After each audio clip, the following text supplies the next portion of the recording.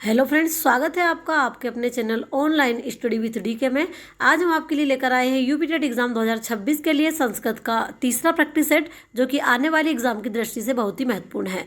तो वीडियो को पूरा देखना है, स्किप नहीं करना है और अंत में हमें जरूर बताना है कि आज का जो वीडियो है वो आपको कैसा लगा, कितने मार्क्स आपको आए और कितना हेल्पफुल आपके लिए रहा।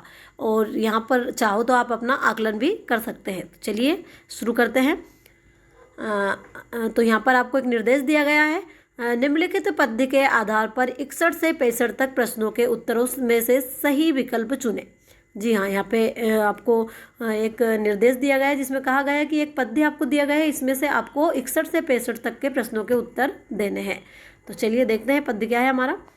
भवंती नामना स्तर्वा फलोद्गमेर नवाम्बु भृदुर्विलाम्बिनो घना।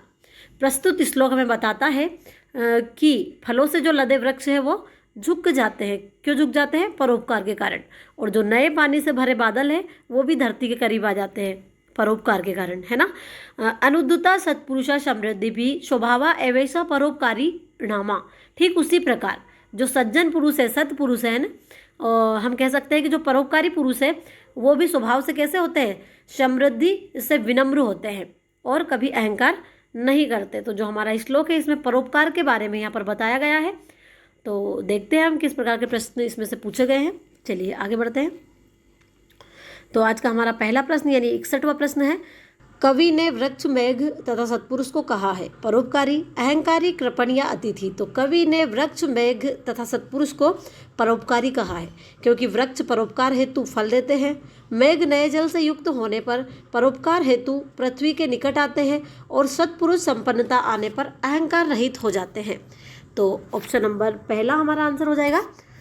अगला क्वेश्चन है, भवंती में कौन सा लकार है? यहाँ पर भवंती में आपको लकार बताना है। लंग लकार, लट लकार, रट लकार या लिंग लकार। तो भवंती में कौन सा लकार होगा हमारा? लट लकार, यानी ऑप्शन नंबर दूसरा हमारा आंसर हो जाएगा। और अगर भवंती में आपसे धातु पूछे तो इसमें धातु कौन सी हो जाएगी? भू धातु। भू का मतलब क्या होता है? होना। और यहाँ लट लकार के प्रथम पुरुष बहुवचन का रूप है। चलिए आगे बढ़ते हैं। अगला क्वेश्चन है, वृक्ष कब झुक जाते हैं? यहाँ पर आपको बताना है कि वृक्ष कब झुक जाते हैं। पत्तों से युक्त होने पर, फल आने पर, फूल आने पर या सूख जाने पर। तो वृक्ष कब झुक जाते हैं? वृक्ष फल आने पर विनम्र हो जाते हैं, झुक जाते हैं। अर्थात वृक्ष फलों को स्वयं नहीं खाते बल्कि वे परोपकार हेतु फलते हैं। इसलिए यहाँ पर ऑप्शन नंबर दूसरा हमारा आंसर हो जाएगा, फल आने पर। चलिए अगला क्वेश्चन है, नए जल से युक्त होने पर कौन अधिक लटक जाता है? पर्वत, नदी, समुद्र या घन। तो नए जल से युक्त होने पर घन अधिक लटक जाता है। अर्थात घन दूसरों को जल प्रदान करने हेतु पृथ्वी के अत्यंत निकट आ जाते हैं। चलिए तो यहाँ पर ऑप्शन नंबर चौथा हमारा आंसर हो जाएगा। आगे बढ़ते हैं। अगला क्वेश्चन है, समृद्धि के समय कौन अभिमान रहित होता है? यहाँ पर आपको बताना है कि समृद्धि के समय कौन अभिमान रहित होता है? राजा, सत्पुरुष, व्यापारी या कृपण।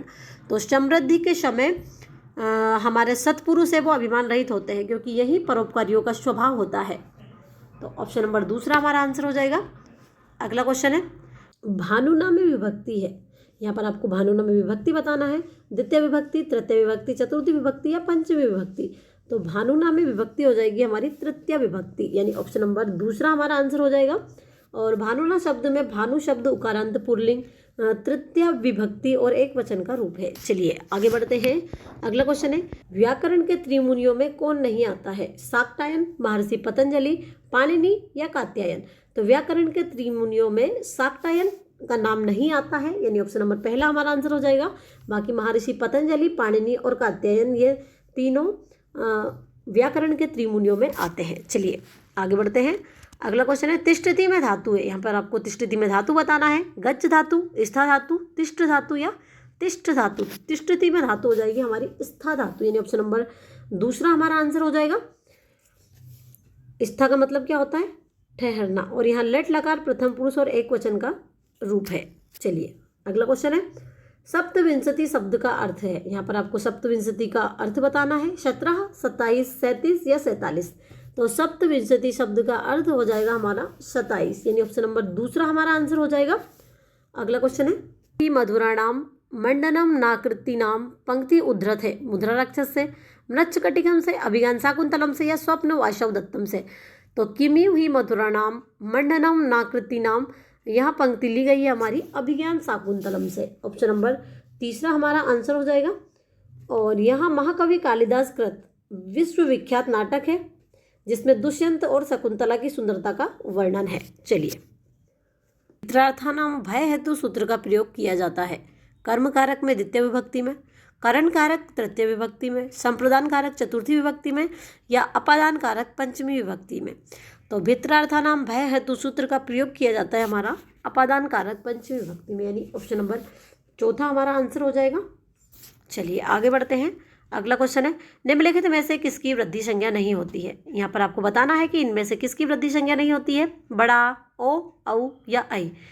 तो इसमें से वृद्धि संज्ञा नहीं होगी हमारी ओ की, क्योंकि यहाँ कौन सी संज्ञा है, यहाँ गुण संज्ञा है। बाकी वृद्धि संज्ञा का सूत्र क्या है हमारा, वृद्धि रादेश है। और इनमें जो विकल्प है हमारे बड़ा, औ और ऐ, इनकी कैसी संज्ञा होती है, वृद्धि संज्ञा होती है। चलिए आगे बढ़ते हैं। अगला क्वेश्चन है, अकर्मक तथा सकर्मक का संबंध है। तो अकर्मक और सकर्मक का संबंध किससे है, संज्ञा से है, सर्वनाम से है, क्रिया से है या विशेषण से है। तो अकर्मक और सकर्मक का संबंध क्रिया से है, यानी ऑप्शन नंबर तीसरा हमारा आंसर हो जाएगा। अकर्मक और सकर्मक का संबंध किससे है, क्रिया से है। प्रयोग के आधार पर क्रिया के कितने भेद होते हैं, दो भेद होते हैं, अकर्मक व सकर्मक। अकर्मक क्रिया में क्रिया से सूचित होने वाला व्यापार या उसका फल कर्ता पर पड़ता है, जैसे राधा खेलती है। और सकर्मक क्रिया में क्रिया से सूचित होने वाला व्यापार व उसका फल कर्ता पर ना पड़कर कर्म पर पड़ता है, जैसे राधा पुस्तक पढ़ती है। इसलिए यहाँ पर ऑप्शन नंबर तीसरा हमारा आंसर हो जाएगा। चलिए आगे बढ़ते हैं। संधि कहते हैं दो वर्णों के मेल को, दो पदों के मेल को, दो वाक्यों के मेल को या दो से अधिक पदों के मेल को। तो दो वर्णों के मेल को संधि कहते हैं। पराशरनिकर संहिता सूत्र के अनुसार वर्णों की अतिशय सन्निधि या समीपता ही संहिता है या संधि है। तो यानी ऑप्शन नंबर पहला हमारा आंसर हो जाएगा। चलिए अगला क्वेश्चन है, घनश्याम में कौन सा समास है, कर्मधारय समास, अव्ययी भाव समास या द्विगु समास या द्वंद्व समास। तो घनश्याम में समास हो जाएगा हमारा कर्मधारय समास, यानी ऑप्शन नंबर पहला हमारा आंसर हो जाएगा। जिस शब्द में प्रथम पद विशेषण तथा दूसरा पद विशेष्य हो उसे कर्मधारय समास कहते हैं। जैसे घनश्याम में घन विशेषण व श्याम क्या है, इसका विशेष्य है, इसलिए ऑप्शन नंबर पहला हमारा आंसर हो जाएगा। चलिए अगला क्वेश्चन है, पठताम रूप किस लकार पुरुष एवं वचन का है। लोट लकार प्रथम पुरुष द्विवचन, लोट लकार मध्यम पुरुष बहुवचन, लोट लकार उत्तम पुरुष द्विवचन, लट लकार प्रथम पुरुष द्विवचन। तो पठताम पठ धातु लोट लकार प्रथम पुरुष एवं द्विवचन का रूप है और लोट लकार का प्रयोग आज्ञार्थक हेतु किया जाता है, यानी ऑप्शन नंबर पहला हमारा आंसर हो जाएगा। अगला क्वेश्चन है, अत्यधिक में संधि है, गुण संधि, वृद्धि संधि, यण संधि या हल संधि। तो अत्यधिक में संधि हो जाएगी हमारी यण संधि, ऑप्शन नंबर तीसरा हमारा आंसर हो जाएगा। इको यणची सूत्र के अनुसार इसमें यण संधि होगी, और अगर इसका विच्छेद हमसे पूछे तो इसका विच्छेद क्या होगा, अति धन अधिक। चलिए अगला क्वेश्चन है, ऋषि वर्ण का उच्चारण स्थान है कंठ, मूर्धा, दंत या ओष्ठ। तो ऋषि वर्ण का उच्चारण स्थान है हमारा मूर्धा, यानी ऑप्शन नंबर दूसरा हमारा आंसर हो जाएगा। और ऋतु राशाणाम मूर्धा, अर्थात ऋषि टा वर्ग रा और शा का उच्चारण स्थान मूर्धा से होता है। चलिए अगला क्वेश्चन है, संस्कृत में धातु रूप कहते हैं संज्ञा को, सर्वनाम को, क्रियापद को या प्रत्यय को। तो संस्कृत में धातु रूप कहते हैं क्रियापद को, यानी ऑप्शन नंबर तीसरा हमारा आंसर हो जाएगा। चलिए आगे बढ़ते हैं। अगला क्वेश्चन है, नैनन छिन्नन्ति शस्त्राणि, नैनम दहति पावका, न चैनम क्ले दयन्ति आपो, न शोष्यति मारुतः। यहाँ श्लोक कहाँ से लिया गया है, श्रीमद् भागवत गीता से, नीति शतकम से, भामिनी विलास से या कुमार संभवम से। तो प्रस्तुत जो श्लोक है हमारा यहाँ श्रीमद् भागवत गीता से लिया गया है। कहाँ से लिया गया है, श्रीमद् भागवत गीता से लिया गया है और इसके रचयिता महर्षि वेदव्यास है। इसमें आत्मा का वर्णन करते हुए श्री कृष्ण ने कहा है, आत्मा को ना तो शस्त्र काट सकते हैं, ना आग जला सकती है, ना पानी गीला कर सकता है और ना ही वायु इसे सुखा सकती है। अतः ऑप्शन नंबर पहला हमारा आंसर हो जाएगा। अगला क्वेश्चन है, रामः गच्छति का कर्मवाची होगा रामः गम्यते, रामेण गच्छति, रामः गम्यति या रामेण गम्यते। तो रामः गच्छति का कर्मवाच्य होगा हमारा रामेण गम्यते, यानी ऑप्शन नंबर चौथा हमारा आंसर हो जाएगा। जिस वाक्य में कर्म की प्रधानता होती है और क्रिया कर्म के पुरुष तथा वचन के सापेक्ष रखी जाती है उसे कर्मवाच्य कहते हैं। चलिए अगला क्वेश्चन है, हितम मनोहारी चा दुर्लभम वचा सुक्ति किस ग्रंथ की है? रघुवंशम, मेघदूतम, किरातार्जुनियम या नीति शतकम? तो हितम मनोहारी च दुर्लभम वचा यहाँ सुक्ति किरातार्जुनियम ग्रंथ की है, यानी ऑप्शन नंबर तीसरा हमारा आंसर हो जाएगा। ये जो पंक्ति है, महाकाव्य के प्रथम सर्ग में महाराज युधिष्ठिर द्वारा नियुक्त किया गया वनेचर दुर्योधन के राज वृतांतों का ज्ञाता बनकर आता है और महाराज युधिष्ठिर से कहता है कि आप मेरे प्रिय तथा अप्रिय दोनों वचनों को सहन करें, क्योंकि हितकारी तथा मनोहर वाणी दुर्लभ होती है। चलिए अगला क्वेश्चन है, अव्ययी शब्द है सर्वदा, नदी, अहम या शा? तो अव्ययी शब्द हो जाएगा हमारा सर्वदा। सर्वदा हमारा अव्ययी शब्द है ना। जो शब्द सभी लिंग, वचन व विभक्ति में एक समान प्रयुक्त होते हैं वे अव्ययी कहलाते हैं, यानी ऑप्शन नंबर पहला हमारा आंसर हो जाएगा। चलिए अगला क्वेश्चन है, अर्थ गौरव के लिए प्रसिद्ध है भारवी, कालिदास, बाणभट्ट या दंडी? तो अर्थ गौरव के लिए प्रसिद्ध है हमारे भारवी। अर्थ गौरव के लिए भारवी प्रसिद्ध है। भारवी 6वीं शताब्दी संस्कृत के महान कवि है। वे अपने अर्थ गौरव के लिए जाने जाते हैं। और एक श्लोक तो आपने सुना होगा, उपमा कालिदासस्य भारवे अर्थ गौरवम दंडी न पद लालित्यम माघे संति त्रियोगुणा। अर्थात कालिदास उपमा के लिए प्रसिद्ध है, जबकि भारवी अपने अर्थ गौरव के लिए जाने जाते हैं। दंडी पद लालित्य के लिए प्रसिद्ध है, जबकि माघ में ये तीनों गुण पाए जाते हैं। चलिए अगला क्वेश्चन है, उपमेय और उपमान में अभेद प्रदर्शित किया जाता है उपमा अलंकार में, रूपक अलंकार में, उत्प्रेक्षा अलंकार में या अनुप्रास अलंकार में? तो उपमेय और उपमान में अभेद रूपक अलंकार में प्रदर्शित किया जाता है, यानी ऑप्शन नंबर दूसरा हमारा आंसर हो जाएगा। अर्थात जब गुण की अत्यंत समानता के कारण उपमेय को ही उपमान बताया जाए या उपमेय व उपमान में कोई अंतर न दिखाई दे तब वहाँ रूपक अलंकार होता है। चलिए अगला क्वेश्चन है, पंचमी विभक्ति एक वचन में लता शब्द का रूप है लता भी, लतायाम, लतानाम या लताया? तो पंचमी विभक्ति एक वचन में लता शब्द का रूप हो जाएगा हमारा लताया। और यहाँ पर द्विवचन अगर पूछे तो लताभ्याम होगा और बहुवचन में हो जाएगा हमारा लताभ्या, है ना। चलिए अगला क्वेश्चन है, मनोरथा का संधि विग्रह है। यहाँ पर आपको मनोरथा का संधि विग्रह बताना है। तो मनोरथा का संधि विग्रह क्या होगा? मनोधन रथा, मनोधन रथः, मनसधन रथः, मनोधन था। तो मनोरथ का संधि विच्छेद हो जाएगा हमारा मनसधन रथा, यानी ऑप्शन नंबर तीसरा हमारा आंसर हो जाएगा। और यहाँ विसर्ग संधि का उदाहरण है। किसका उदाहरण है? यहाँ विसर्ग संधि का उदाहरण है। इसमें विसर्ग के बाद रा आने पर विसर्ग का लोप हो जाता है, अतः ऑप्शन नंबर तीसरा हमारा राइट आंसर होगा। चलिए अगला क्वेश्चन है, वारी शब्द का सप्तमी एकवचन का रूप है। यहाँ पर आपको वारी शब्द का सप्तमी एकवचन बताना है। तो वारी शब्द का सप्तमी एकवचन क्या होगा? वारिणी, वारिणी, वारिणी या वारिणः। तो वारी शब्द का सप्तमी एकवचन रूप होगा हमारा वारिणी, यानी ऑप्शन नंबर तीसरा हमारा आंसर हो जाएगा। और अगर इसमें द्विवचन आपसे पूछे तो वारिणो आएगा और बहुवचन अगर पूछे तो वारिषु, है ना। वारी शब्द सप्तमी एकवचन में क्या होगा? वारिणी, द्विवचन में वारिणो और बहुवचन में हो जाएगा हमारा वारिषु, अतः ऑप्शन नंबर तीसरा हमारा राइट आंसर होगा। चलिए अगला क्वेश्चन है, चटकव में कौन सा समास है? द्विगु समास, द्वंद्व समास, कर्मधारय समास या तत्पुरुष समास? तो चटकव में समास होगा हमारा द्वंद्व समास। जिस समास में दोनों या सभी पद प्रधान हो वह द्वंद्व समास कहलाता है। विग्रह करते समय प्रत्येक पद प्रथमा विभक्ति एकवचन में होता है तथा प्रत्येक पद के अंत में चा का प्रयोग होता है और लिंग अंतिम पद का होता है, जैसे चटकव, चटका चा, चटकह चा, यानी ऑप्शन नंबर दूसरा हमारा आंसर हो जाएगा। चलिए अगला क्वेश्चन है, किस वाच्य में क्रिया कर्म के अनुसार चलती है? कर्तवाच्य में, भाववाच्य में, कर्मवाच्य में या तीनों में? तो कर्मवाच्य में क्रिया कर्म के अनुसार चलती है। कर्मवाच्य में कर्ता में तृतीय विभक्ति तथा कर्म में प्रथम विभक्ति का प्रयोग होता है, यानी ऑप्शन नंबर तीसरा हमारा आंसर हो जाएगा। चलिए अगला क्वेश्चन है, निर्देश यहाँ पर दिया गया है। इसमें कहा गया है कि प्रस्तुत गद्यांश के आधार पर प्रश्नों के उत्तर दीजिए। यहाँ पर 5 प्रश्न आपको दिए गए हैं। इन 5 प्रश्नों के उत्तर आपको गद्यांश के आधार पर देने हैं। तो चलिए गद्यांश देखते हैं हम। वनस्थेषु तपोवनेष्वेव 10 लक्षणात्मको मानव धर्म चतुष्टयात्मकं जीवनोद्देश्यं च उत्क्रान्तमितिहासः सूत्रां प्रमाणयति तस्मात् वनेषु स्मकद्रोऽपि भवति। यानी यहाँ पर श्लोक के माध्यम से कहा गया है कि वनस्थेषु तपो वनेष्वेव 10 लक्षणात्मको मानव धर्मस्य चतुष्टयात्मकं जीवन उद्देश्यम च। तप के वनों में ही 10 लक्षणीय मानव धर्म और जीवन के चतुर्विध उद्देश्यों का विकास हुआ है। कितने उद्देश्यों का? 4 उद्देश्यों का।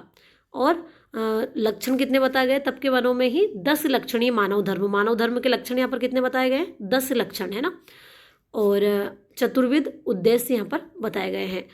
उत्क्रांत मितिहासः सूत्रां प्रमाणयति तस्मात् वनेषु स्मकद्रो अपि भवति। यानी जो इस बात को और भी बेहतर ढंग से सिद्ध करता है कि वनों में भी हमारा सम्मान है।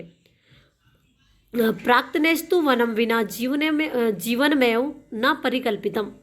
जो प्राचीन लोग हैं, प्राचीन लोग वन के बिना जीवन की कल्पना नहीं करते थे। प्राचीन लोग क्या? वन के बिना जीवन की कल्पना नहीं करते थे। संस्कृत कवीनाम वन देवता कल्पना वन प्रस्थाश्रमे च वन निवास विधानम तदेव संकेतयति। और संस्कृत कवियों द्वारा वन देवता की कल्पना और वनवासी के आश्रम में वन में रहने की प्रथा इसी बात की ओर संकेत करती है। एतदपि बोध्यम यत् प्रत्यक्षतो वनानि मनुज जात्ये यावद् ददाति परोक्षस्तु ततो अप्यधिकम तस्मादेव कारणात् प्रांचः स्वपुत्र कान्यु पादपान पालयन्ति स्म। यहाँ पर एतदपि बोध्यम यत् प्रत्यक्षतो वनानि मनुज जात्ये यावद् ददाति परोक्षस्तु ततो अप्यधिकम, है ना। इसका मतलब क्या है कि यहाँ भी समझना चाहिए कि वन मानव जाति को प्रत्यक्ष रूप से जितना देते हैं अप्रत्यक्ष रूप से भी उतना ही देते हैं। और यहाँ पर तस्मादेव कारणात्, इसीलिए तस्मादेव कारणात् प्रांचा स्वपुत्र कान्यु पादपान पालयन्ति स्म। इसीलिए जो प्रांच लोग हैं, प्रांचों ने वृक्षों को अपनी संतानों की तरह रखा। चलिए यहाँ पर इस गद्यांश के माध्यम से हमें वन के महत्व के बारे में यहाँ पर बताया गया है। चलिए देखते हैं किस प्रकार के प्रश्न यहाँ से पूछे गए हैं। जीवन उद्देश्य है। यहाँ पर आपको जीवन के उद्देश्य बताना है कि जीवन के उद्देश्य कितने हैं, 4, 10, 5 या 8।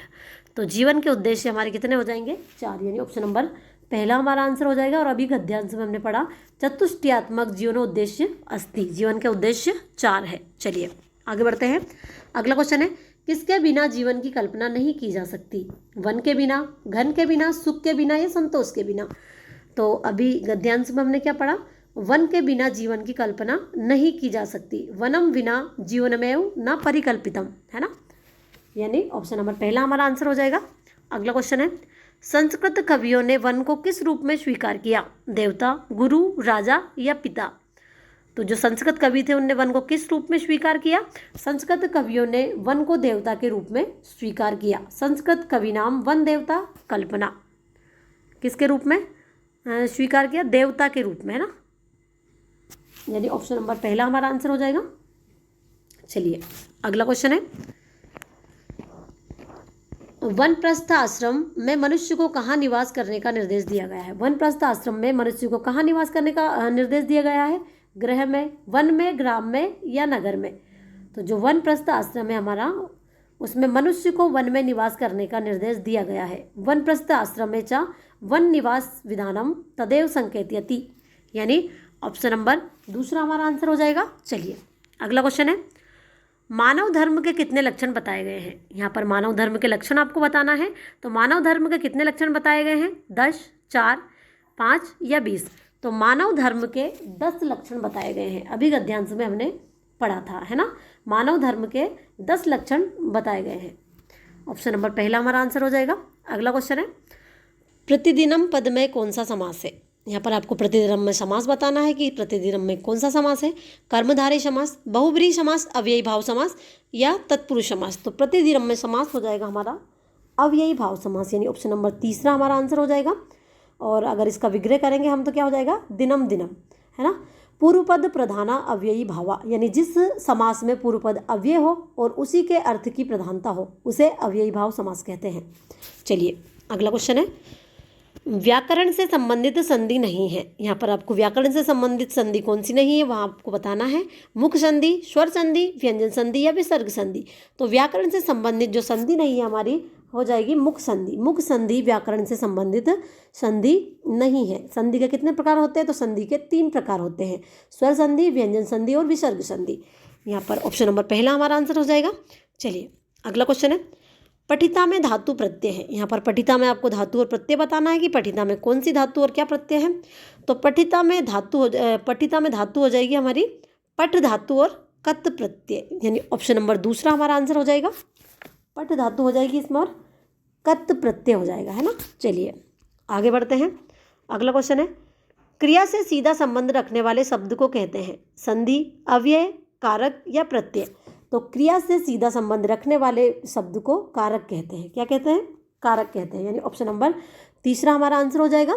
कारक कितने प्रकार के होते हैं? तो कारक 6 प्रकार के होते हैं, कर्ता, कर्म, करण, संप्रदान, अपादान और अधिकरण, और इनके विभक्ति चिन्ह भी होते हैं। चलिए अगला क्वेश्चन है, संस्कृत व्याकरण के अनुसार कौन सा रूप शुद्ध है।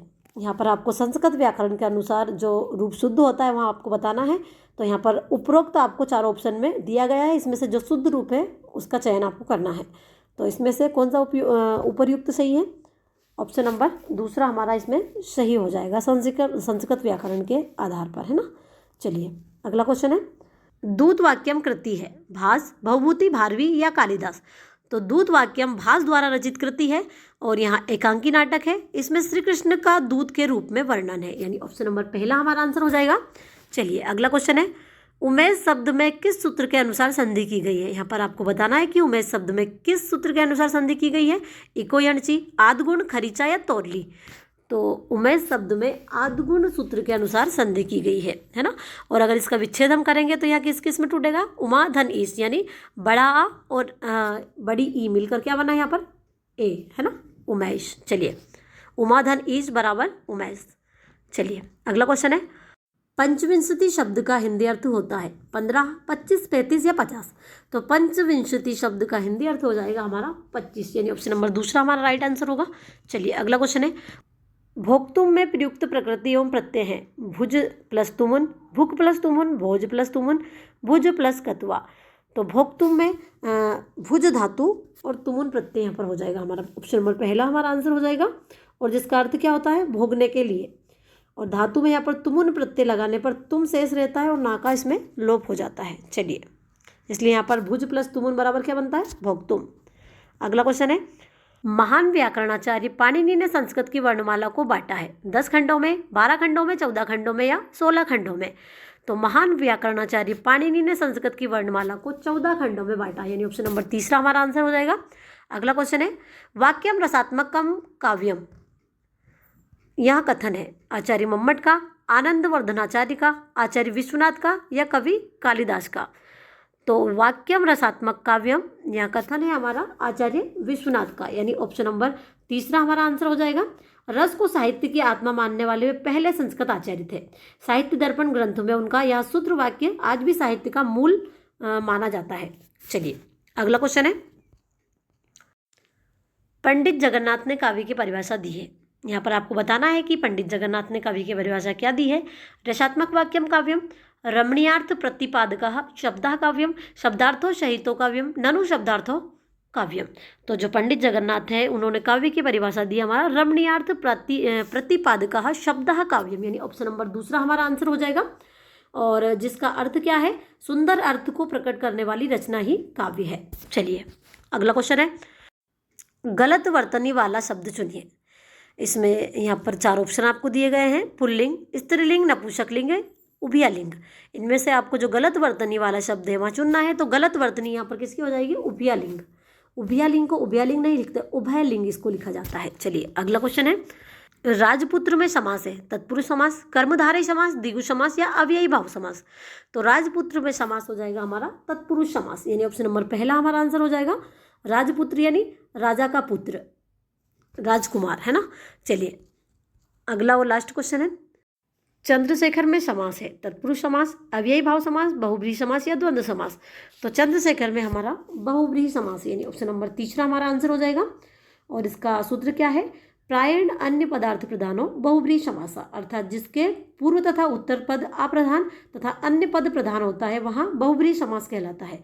जैसे चंद्रशेखर, चंद्रशेखरे यशसा, यानी चंद्र है शेखर में जिसके, अर्थात भगवान शिव की यहाँ पर बात हो रही है। तो इसका हमारा राइट आंसर क्या होगा? बहुब्रीहि समास। तो ये थे हमारे आज के 50 प्रश्न जो कि यहीं पर खत्म होते हैं। वीडियो अच्छी लगी हो तो वीडियो को लाइक, चैनल को सब्सक्राइब जरूर कीजिएगा। मिलते हैं आपसे अगले वीडियो में, तब तक के लिए धन्यवाद।